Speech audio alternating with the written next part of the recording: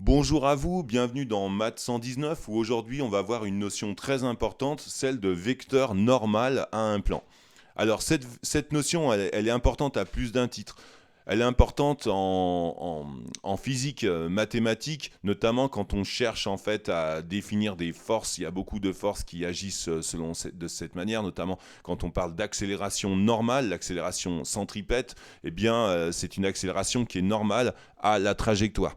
Donc cette notion de vecteur normal, elle va beaucoup intervenir et aussi en électromagnétisme quand on va s'intéresser à des flux de champs de vecteurs, etc. dans l'espace, quand on s'intéresse aux champs magnétiques notamment et aux équations de Maxwell, mais ça on voit ça plus tard, ou en mécanique des fluides également.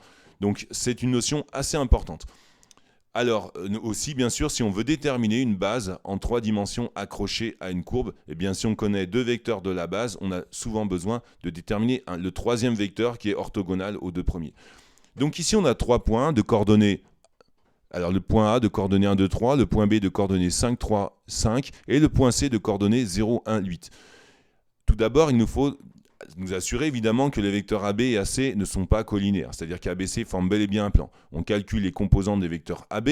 Pour le point AB, donc c'est 5 moins 1, 3 moins 2 et 5 moins 3.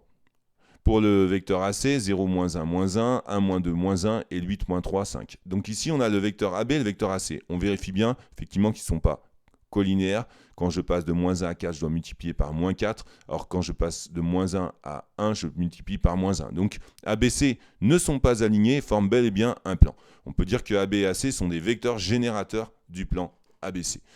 Maintenant, il nous faut déterminer un vecteur normal n à ce plan. Alors pour ça, il nous faut imposer deux contraintes, à savoir que si n est normal au plan ABC, c'est que nécessairement, comme le montre la figure, n est orthogonal avec AB, c'est-à-dire il est perpendiculaire, et n est orthogonal avec AC. Il est en fait à la fois orthogonal à AB et à la fois orthogonal à AC, ce qui nous assure qu'il est bien orthogonal au plan ABC. Ce sont deux équations vectorielles qu'on écrit. Maintenant, il nous faut déterminer les composantes du vecteur n.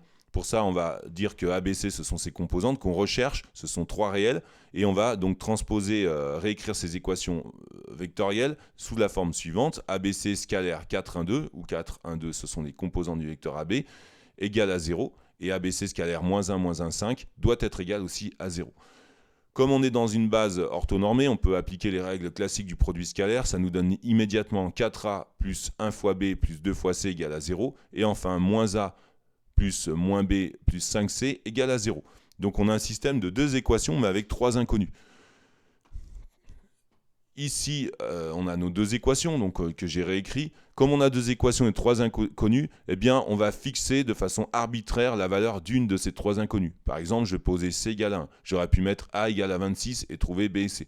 Ici, j'ai posé C égale à 1.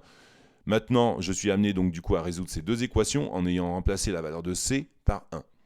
Et je résous ce système de deux équations à deux inconnues, donc je peux le faire soit par combinaison linéaire ou par substitution. J'ai ici bien sûr deux possibilités.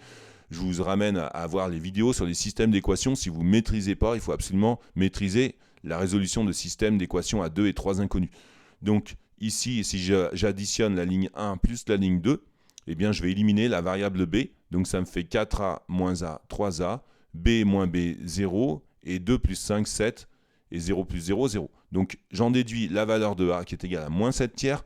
Et du coup, en injectant la valeur de a dans l'une des deux équations, je vais en déduire la valeur de b qui sera égale à 22 tiers.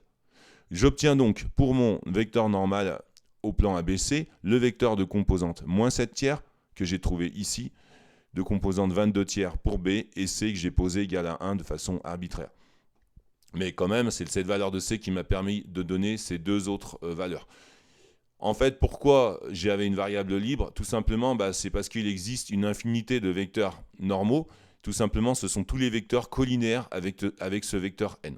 Voilà pour le vecteur normal. Alors après, évidemment, on pourrait chercher le vecteur normal unitaire, c'est-à-dire le vecteur de norme égale à 1 et normal au plan. C'est ça qui est plus intéressant du point de vue de la géométrie dite différentielle. Si vous avez aimé cette vidéo, mettez un petit pouce bleu.